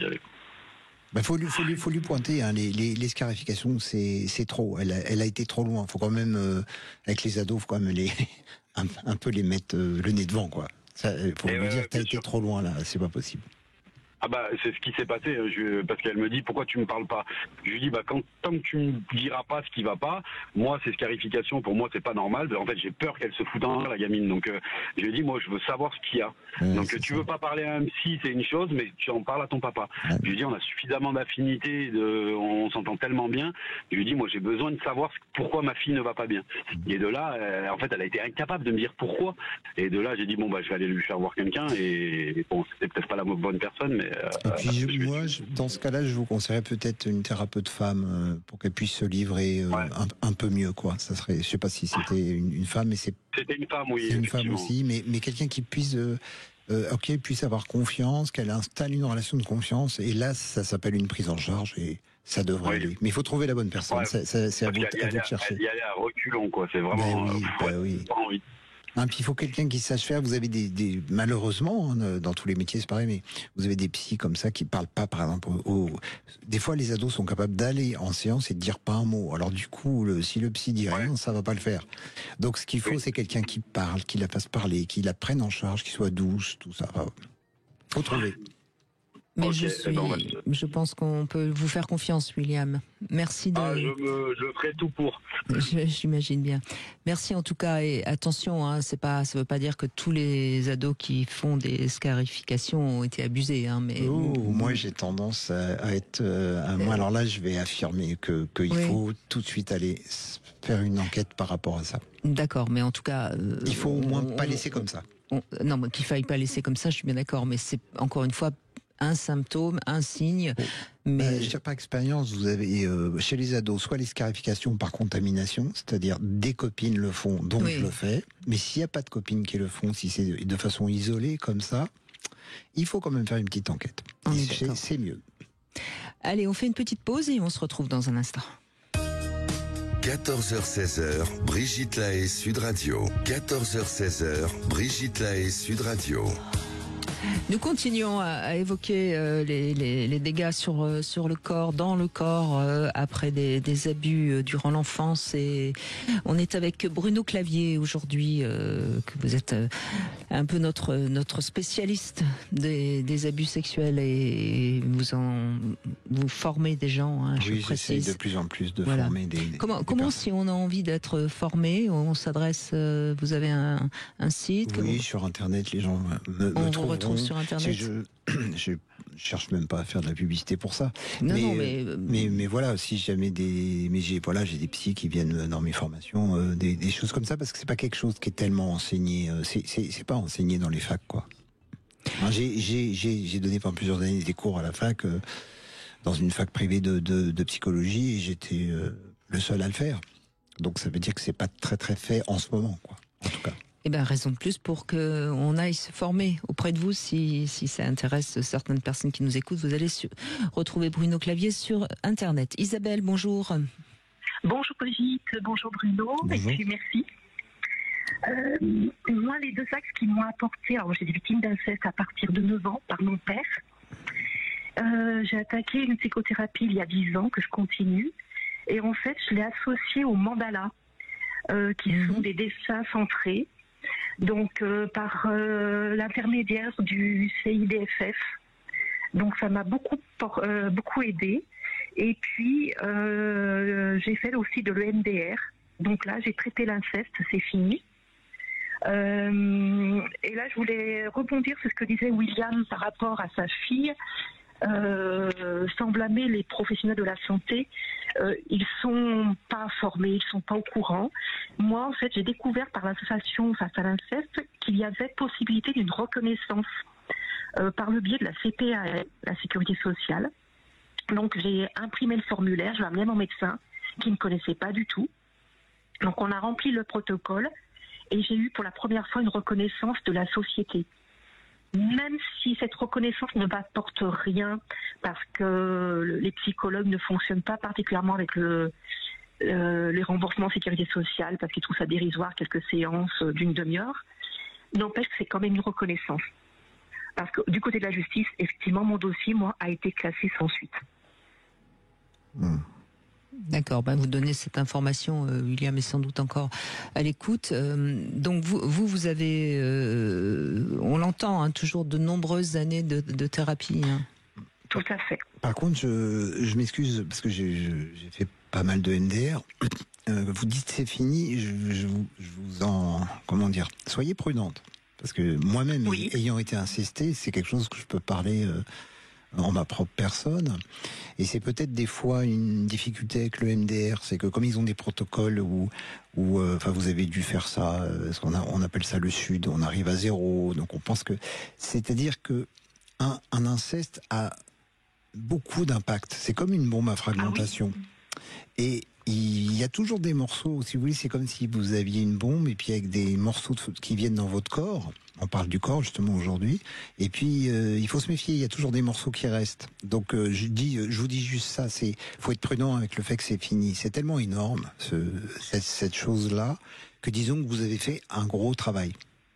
Voilà, en fait, le terme est peut-être mal choisi de dire fini, mais disons qu'avec ma psychologue, on a remonté donc la chronologie, on a commencé par traiter le MDR, parce que derrière, j'ai subi de l'emprise avec un manipulateur pervers diagnostiqué par des psys.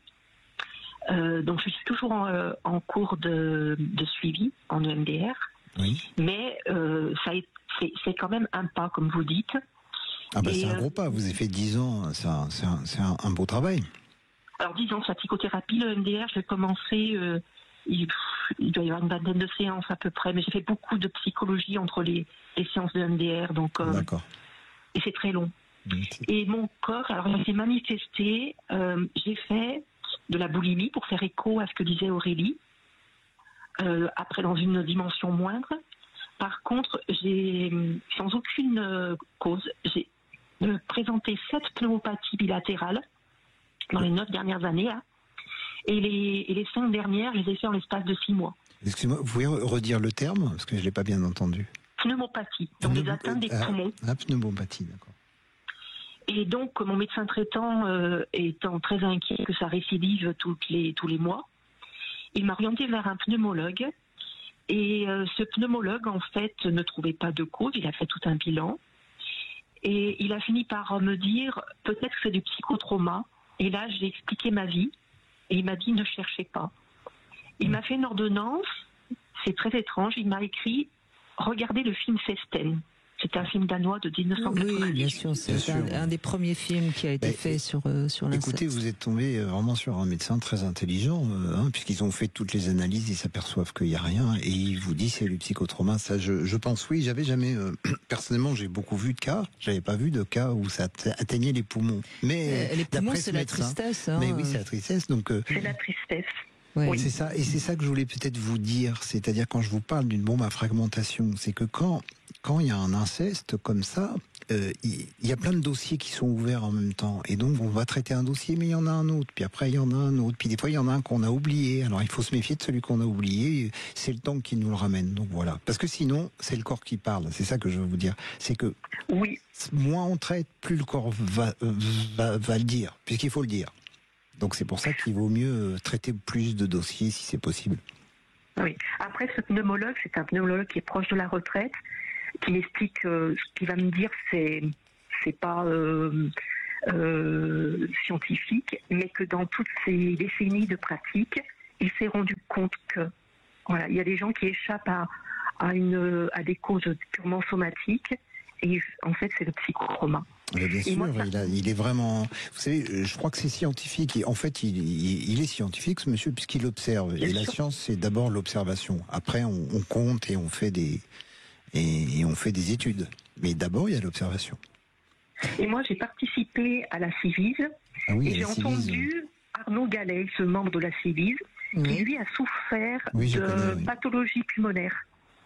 Ah oui, c'est exact. Voilà, il avait consulté une pneumologue qui a fini par lui dire: n'auriez-vous pas subi des violences sexuelles enfant?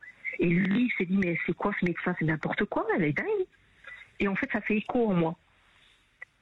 C'est vraiment très bien d'amener ça aussi. Hein. C'est vraiment de l'information, quoi. Et le jour où le pneumologue m'a fait ordonnance de Festen, donc le film, je connaissais la bande-annonce, mais j'avais jamais eu le courage de le regarder. Donc je l'ai regardé et je n'ai plus jamais fait de pneumopathie. Ah, intéressant. Par contre, alors ça fait depuis que je suis jeune adulte, je présente des troubles biologiques hépatiques de plus en plus graves, au point là où je viens de subir une biopsie il y a 2 semaines, parce que les pathologues disent: vous êtes en train de bouffer votre foie, vous allez droit sur la cirrhose et le cancer. Et mon bilan, ce qu'il y a, c'est qu'il peut en 15 jours basculer de dramatique à pratiquement pseudo-normal. Et ils ne comprennent pas. Et moi, je suis très sereine par rapport au résultat de la biopsie, parce que moi, c'est simplement mon corps, mon foie qui est en train de filtrer, purifier, nettoyer, éliminer, comme le foie. Alors je me permets, c'est pas de la médecine traditionnelle, hein. Je me permettrai pas de prendre la place d'un médecin, mais le foie, c'est beaucoup la colère. Enfin, si on prend du côté de la médecine chinoise. Et c'est pour ça que voilà ce que je voulais vous dire aussi. On peut très bien vous pouvez avoir traité, par exemple, en EMDR, l'inceste avec votre père, mais pas avoir traité la colère que ça a amené. Vous pouvez ne pas avoir traité la haine que ça a amené, la honte. Oui, il y a tellement de dossiers qu'il faut être courageux et travailler les dossiers. Finalement, vous n'avez pas fait énormément de séances. Vous avez dit 20 séances, c'est ça? Oui. Voilà, donc je vous encourage à continuer, puis peut-être que vous allez éviter peut-être quelque chose du côté du corps. Voilà, tout à fait. Hein, plus on va travailler. Enfin, je crois vraiment qu'il y a ce côté, là, je parlais de ça au début de l'émission, l'esprit, la tête, le cœur et puis le corps, et l'intermédiaire, le cœur, c'est les émotions. Et ça, c'est des choses qu'on traite dans des techniques diverses et variées, comme le MDR, l'hypnothérapie ou plein d'autres que je ne cite pas. Oui. Et la boulimie, pour faire écho à Aurélie, c'est ce manque d'amour, en fait, où on se remplit, et on n'arrive pas à se rassasier. Oui, et ça fait penser justement à la tristesse, puisque vous avez eu un problème au poumon. C'est souvent ce qu'on peut aussi se poser comme question. Ça manque peut-être de mère aussi, tout ça. Et oui, de base, hein, le maternel d'ailleurs qui peut être assuré par les 2 parents. Hein, c'est une espèce de fonction qui peut être assurée par le père, mais ça vient de la base, ça vient être tranquille, avoir. Et quand on n'est pas tranquille et qu'on n'a pas la base, on peut manger pour se faire cette base, sinon on va tomber dans un gouffre, quoi. Oui, tout à fait.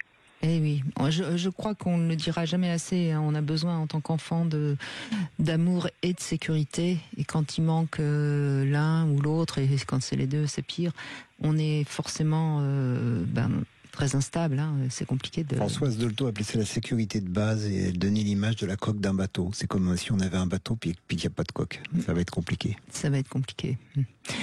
Merci beaucoup Isabelle de votre témoignage. On continue dans un instant avec vous, bien sûr, sur Sud Radio 0826 300 300. À tout de suite. Venez apporter votre témoignage et réagissez à l'émission en appelant dès maintenant le 0826 300 300. 14h-16h, Brigitte Lahaie, Sud Radio. Cam4.fr, le plus grand site de webcam live réservé aux adultes. 14h-16h, Brigitte Lahaie, Sud Radio. Nous continuons avec Bruno Clavier, psychologue clinicien. Nous continuons à évoquer les abus durant l'enfance. On met toujours l'âge de 15 ans, avant 15 ans, mais on sait que ça commence souvent bien avant malheureusement cet âge-là. Et puis on soupçonne pas, mais moi, à mon sens, il y en a beaucoup vers 3, 4, 5 ans. C'est vraiment, à mon avis, la majorité. C'est ce que Freud avait découvert au début de sa carrière. Après, il a décidé de plus en entendre parler, mais il dit que ça n'existait pas. Mais au début, dans ses premiers textes, il dit c'est incroyable, c'est toujours vers 3, 4, 5 ans que ça a lieu. Mais ce qui se comprend, je vais essayer de donner une explication rationnelle pour ceux qui nous écoutent et qui sont malheureusement, heureusement, totalement étrangers à ça. L'enfant vers 3-4 ans, il a de la sensualité, il cherche à exprimer avec son corps son élan vital. Et quelqu'un qui est pédocriminel, il voit cet enfant qui s'offre en quelque sorte, si je puis dire, et il prend, alors que ce n'est que de la joie, de l'élan vital, et ça n'a rien évidemment de sexuel. Et c'est ce que vous disiez de faire ainsi. C'est-à-dire qu'il y a 2 périodes chez l'enfant. J'ai reçu beaucoup d'enfants, mais entre 2-3 ans, c'est la période agressive. Là, il n'y a pas d'histoire sexuelle. C'est-à-dire que c'est comme si on prend un enfant très agressif, comme les enfants sont très agressifs entre 2 ans et demi, 3 ans et demi, et que vous lui dites, vas-y, tue. Bon. Ça serait terrible. Bon. Donc, qu'est-ce qu'on dit à un enfant qui est très agressif? On lui dit, tu feras du mal à personne. Bon. Et quand c'est la période d'après on a appelé ça comme ça la période d'Oedipienne, c'est-à-dire 4 ans, 5 ans, 6 ans, 3, 4, 5 par exemple, qui est une période, on va dire, sensuelle. Bien sûr. Pas sexuelle. Une envie de plaire, une envie de montrer son corps dans l'élan vital qui caractérise un enfant plein de joie et de vivre. Et à ce moment-là, l'environnement doit dire à l'enfant, de la même façon qu'on dit à un enfant, tu ne tueras point, tu ne feras du mal à personne, et on doit lui dire, pas ici, pas maintenant. C'est-à-dire si... Tu te touches pas devant tout le monde, dans ta chambre si tu veux. Mais pas ici, pas maintenant. C'est-à-dire pas ici, ça veut dire pas dans la famille. Donc c'est là où on commence à expliquer qu'est-ce que c'est que l'interdit de l'inceste. Et puis plus tard. Donc pas maintenant, c'est-à-dire pas de sexualité maintenant. C'est pas la question. Voilà, et normalement, tout adulte normal, si je puis dire, ne va évidemment pas abuser de ce corps sensuel, au plein de joie. Et il va lui parler. Ce qu'il faut à ce moment-là, c'est parler à l'enfant et lui expliquer ce pas ici, pas maintenant, qui est notre civilisation. La civilisation, c'est ça, pas ici, pas maintenant. Et malheureusement, il y a des adultes qui ne vont pas très bien, et c'est de ça dont on parle.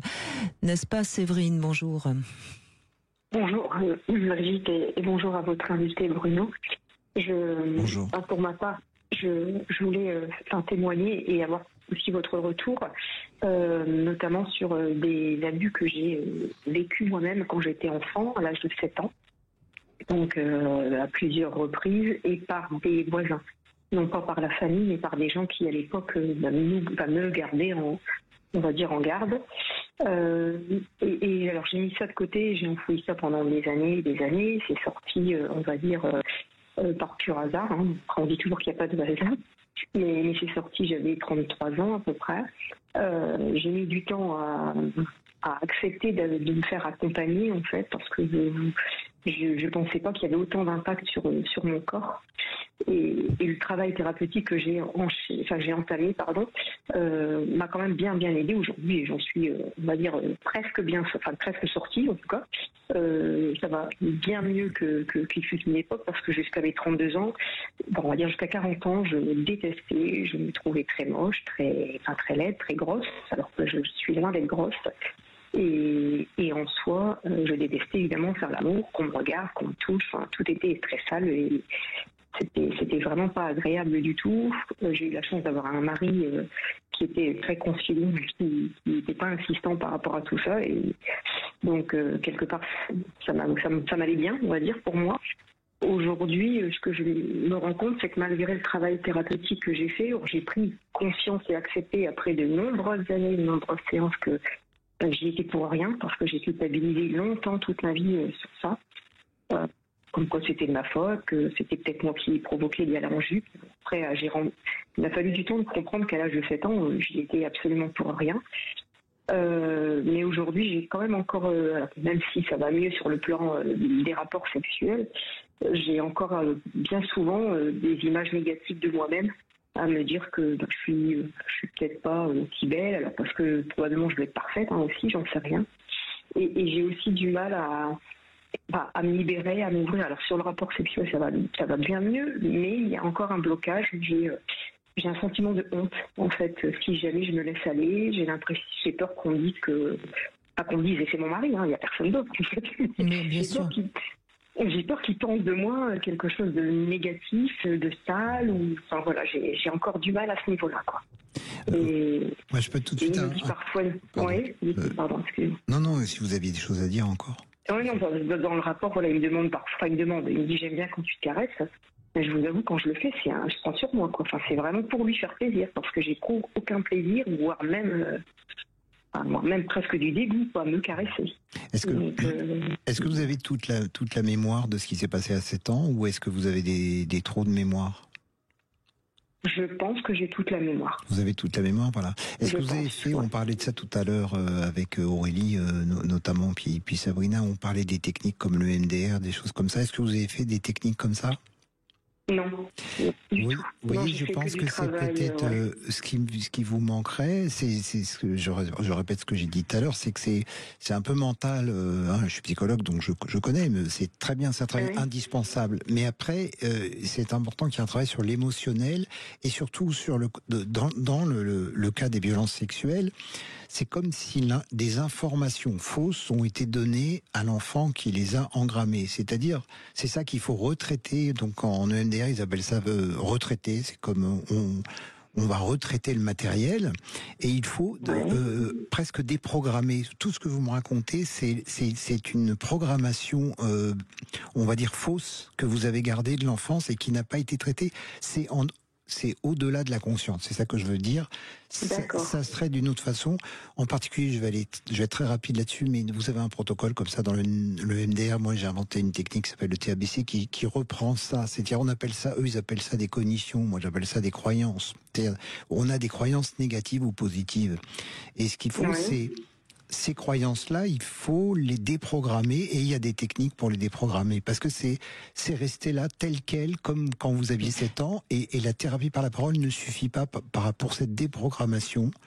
C'est une sorte de formatage, il faut déformater l'enfant de l'époque. Parce que vous êtes consciente, sur le plan intellectuel, vous êtes consciente que c'est pas normal d'avoir honte, mais néanmoins vous avez honte. Donc on voit bien que cette honte, elle est inscrite par rapport à ce qui s'est passé à cette époque-là. Et puis des fois, il y a des petites choses qui manquent dans les souvenirs. Par exemple, souvent dans le cas d'inceste ou de violence sexuelle, comme vous avez vécu par les voisins, c'est qu'il y a des informations qui sont données par les pervers et qui sont vous voyez, je pense par exemple à quelqu'un qui j'avais travaillé, puis il avait été abusé dans un cinéma par un pédocriminel, et le pédocriminel lui avait dit avant de partir, tu vois, tu as eu ce que tu voulais, petit salaud. Bon, et à partir de moment où il lui a dit ça, il y avait une programmation.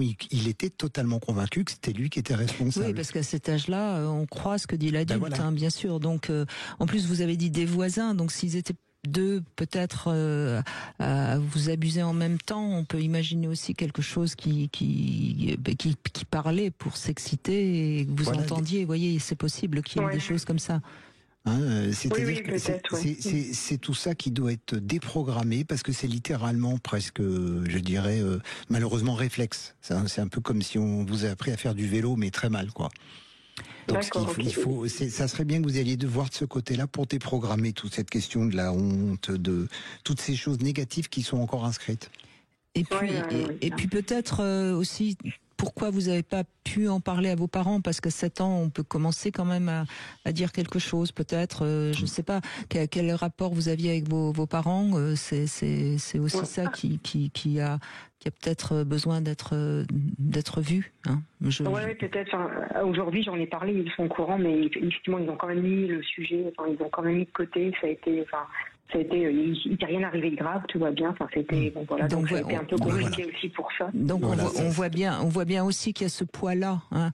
Et ça, c'est important parce que quand on a des parents qui sont capable de nous dire c'est pas bien grave, c'est une incompréhension. Ça veut dire que on a des parents qui sont pas capables de nous comprendre, de nous entendre dans notre vérité. C'est terriblement c'est terriblement humiliant. Il ramène la faute sur la victime, là. C'est que donc, quand on dit ça, ça veut dire que si c'est pas si grave et que moi je ressens que c'est grave, alors donc c'est que c'est de ma faute. C'est comme ça que résonne l'enfant. Oui, je l'ai pris comme ça. Bah oui. Quand je leur ai dit, j'avais 35 ans, mais je l'ai quand même pris comme ça aussi. C'est de ma faute. Bah oui. Effectivement. Et donc, de là à avoir honte, c'est pas très étonnant. Vous voyez, Séverine. D'accord. Ok. Et en technique, vous parlez de MDR, il n'existe que ce type de technique. Alors moi j'en ai mis une au point, mais je suis pas là pour faire de la publicité pour ce que je fais. C'est pas ça que je cherche, mais je l'ai appelé le TABC. Mais c'est à vous de voir quel genre de technique vous pouvez faire. Mais ce qu'il faut, c'est aller traiter ce que je disais vraiment depuis le début de l'émotion, en rapport au corps, mais d'aller traiter l'émotionnel. Ce qui manque, c'est souvent toutes les parts émotionnelles. Vous les avez très bien citées, c'est-à-dire la honte, la colère, la haine, toutes ces émotions négatives et qui sont devenues réflexes. C'est ça que je veux dire. C'est plus du domaine du conscient. Donc si vous parlez, vous pouvez parler 1000 ans, ça changera pas l'affaire. Ce qu'il faut, c'est refaire sortir. Voilà. Ce sont des techniques qui font sortir l'émotionnel, mais il faut que ça soit en milieu protégé, de façon très protectrice, parce que c'est quand même remuant. Voilà. Il faut faire attention. Oui. Ok. D'accord. Ok. Bon, donc, trouver des bons thérapeutes et ça, et surtout si vous allez faire par exemple de l'EMDR, dites immédiatement au thérapeute, êtes-vous capable, savez-vous travailler ça? Posez la question directement, parce que c'est pas forcément dans sa formation. D'accord, ok. Bon, je vais me renseigner à ce niveau-là dans ma région. Là. Voilà. Merci de votre témoignage, Séverine. Merci beaucoup. Merci. On fait une petite pause et puis on va conclure ce travail sur le corps avec vous, Bruno Clavier. Demain, avec Sylvie Royan-Parola, psychiatre, nous parlerons du sommeil. Comment connaître son rythme de sommeil ou comment faire pour parvenir à trouver le sommeil. Venez participer à l'émission et appelez-nous 0826 300 300. 14h-16h, Brigitte Lahaie, Sud Radio. Cam4.fr, le plus grand site de webcam live réservé aux adultes. 14h-16h, Brigitte Lahaie, Sud Radio. On est avec Bruno Clavier et nous abordons les abus sexuels sur enfants avec cette nécessité de se réapproprier son corps. Merci à toutes les personnes qui ont témoigné parce que ça montre bien à quel point c'était important d'aborder aussi ce sujet-là de cette manière-là. Et on va conclure avec vous, Marie. Bonjour. Bonjour Bruno, bonjour Brigitte. Bonjour. Je dois dire que je suis particulièrement touchée par votre émission aujourd'hui parce que j'ai été chez la psychothérapeute que je vois depuis quelque temps ce matin et on a fait une démarche et je me suis aperçue, j'avais déjà des doutes en pensant que s'était passé quelque chose puisqu'à l'âge de 15 ans, lorsque je suis allée voir une gynécologue, elle s'est aperçue que je n'avais plus d'hymen, quoi. Et moi, je n'avais pas eu de rapport sexuel. Mais ça en est resté là. Et puis, tout ça revient en mémoire. Et donc, ce matin, j'ai un gros souci au niveau des hanches. J'ai été aussi opérée récemment, donc en janvier, d'une promontofixation. À la suite de cette remontée de vessie, donc j'avais plus du tout mal. Et puis j'ai remarché. Et puis les ennuis sont arrivés. Donc des douleurs très fortes au niveau des hanches. Et j'ai même un dérèglement total au niveau du muscle releveur du rectum. Je vois une kiné pour ça. Et donc, je voulais aller voir une psychothérapeute pour voir si j'avais pas des choses à éliminer. Donc, ce matin, ce qui est arrivé, c'est que elle m'a simplement dit, finalement, c'est quand vous écartez les cuisses que ça vous fait mal. Et là, tout est remonté. Je me suis mis à pleurer. C'est encore difficile, d'ailleurs. C'est ce matin que vous avez eu ce flash Ce flash, oui. Donc oui. C'est normal que ce soit encore très... C'est très frais. Hein. C'est frais. Et donc, à la suite de ça, je me suis rendu compte que sur une photo d'école, et je me rappelle très bien, lorsque j'avais 5-6 ans. En fait, sur la photo, les enfants du bas devaient se mettre en tailleur et moi, je ne pouvais pas. Et je sais que je ne pouvais pas me mettre en tailleur. Et je n'ai jamais pu me mettre en tailleur. Voilà, alors j'en suis là. Je ne sais pas ce qui s'est passé. Je suis donc dans l'interrogation totale. Ce que j'arrive à voir, c'est que ça s'est passé avant l'âge de 6 ans, c'est sûr. Mais... Dans ce que vous dites, on peut penser que ça a été quelque chose d'assez violent, qu'il y a eu une effraction, si je puis dire, assez violente, qui donc a dû faire vraiment mal au corps. Voilà, mais donc mes douleurs pourraient venir de là, à savoir que j'ai fait une fibromyalgie en 2004, donc ça fait 24 ans. Ben oui. Et que j'ai eu des séances d'hypnose, de MDR, etc. Mais je m'en suis sortie, ça fait à peu près 10 ans que je n'ai plus ces douleurs de fibromyalgie. C'est pas les mêmes douleurs. Mais là, celle-ci, elle ne part pas. Et mon père est décédé en 2022 et lui avait exactement ces douleurs. Il avait des problèmes de peau, j'ai des problèmes de peau, des problèmes aux yeux, j'ai des problèmes aux yeux. Et donc là, je suis dans l'interrogation totale. Enfin, excusez-moi, qu'est-ce qu'a dit votre thérapeute suite à cette phrase? Elle vous dit ça, puis vous, tout d'un coup, vous mettez à pleurer. Qu'est-ce qu'elle vous dit sur la suite du travail? C'est une méthode sensorielle, comme vous parliez. En fait, je suppose que c'est la même chose. Et ce qu'elle demande, c'est d'être dans l'émotion à ce moment-là, savoir ce que je ressens.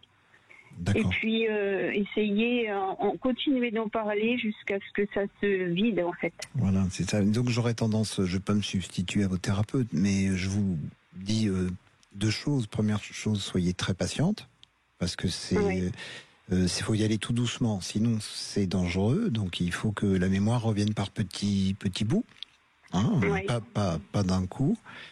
Et puis deuxièmement, ça c'est quelque chose de plus général, puisqu'il y a beaucoup de critiques de dire que les thérapeutes créent des faux souvenirs. Là, elle vous a dit juste une phrase.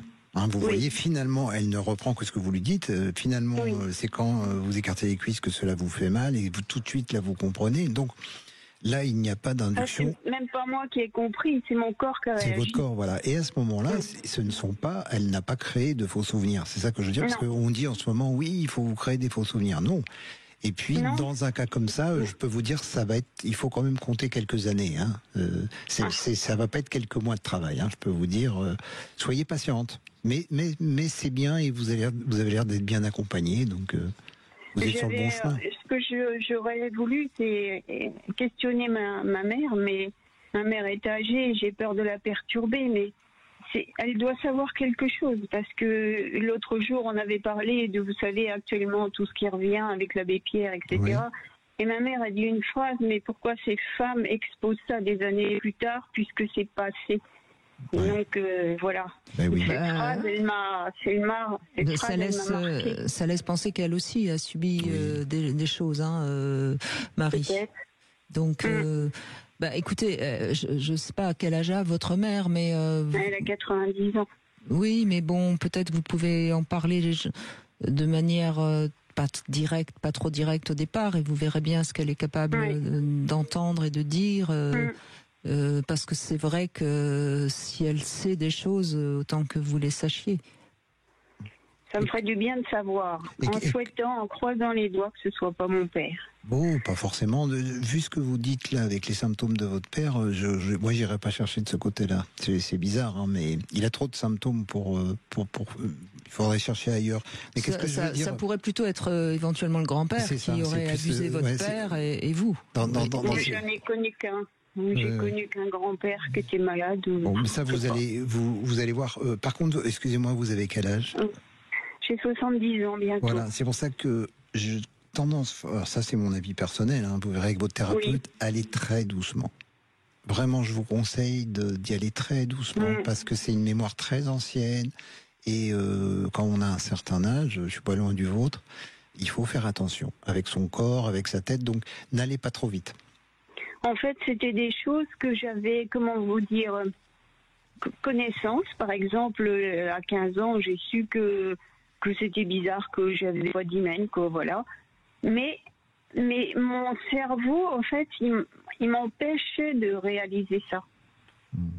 j'étais dans le déni en fait.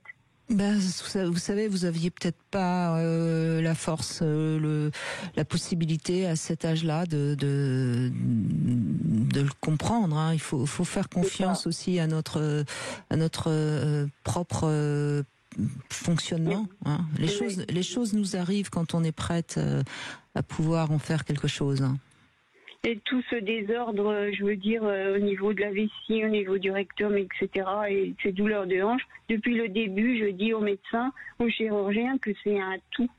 Je suis sûre que c'est un tout. Oui. Bah, vous avez eu ça, vous avez parlé de la fibromyalgie, enfin on voit bien qu'il y a beaucoup de symptômes qui laissent en effet à penser qu'il y a eu, c'est ce qu'on dit depuis le début de l'émission aujourd'hui, Marie. Moi j'ai travaillé au Québec avec un médecin, un proctologue chirurgien qui s'appelait Ghislain Devreude, je ne sais pas si vous le connaissez. Non. Voilà, et lui on a travaillé ensemble, une fois à Sherbrooke, là, au Québec, dans un hôpital, et là, lui, ce qu'il avait remarqué, il travaillait beaucoup sur ce sujet des violences sexuelles et de l'inceste, c'est les descentes d'organes. Vous voyez, ça me fait penser à ça aussi. Oui. C'est-à-dire que, et là, comme je disais tout à l'heure, je parlais d'un fil électrique qui peut prendre trop de volts, et bien la descente d'organes, je dis ça par rapport à votre corps. C'est comme si le corps de l'enfant, il est structuré, et tout d'un coup, toute cette structure est attaquée comme une bombe, quoi. Donc, du coup, il y a des choses qui tiennent plus, quoi, qui s'affaissent. C'est exactement ce que je ressens, en fait. Oui. Parce que le mal à la hanche, on me dit que c'est un tendon qui souffre. C'est-à-dire qu'il y a eu une attaque trop forte sur le corps de l'enfant, mais en y allant doucement, vous allez pouvoir au moins peut-être, par exemple, empêcher une aggravation. Ça, c'est ce que j'ai remarqué des fois. Quand les personnes se mettent à travailler ça empêche du pire, voilà. Oui, on sait que là, dès qu'on met du sens sur un symptôme, le symptôme, on arrive mieux à ce qu'il ne s'aggrave pas. Alors après, parfois ça s'améliore, mais au moins déjà ça ne s'aggrave pas et c'est déjà une bonne chose.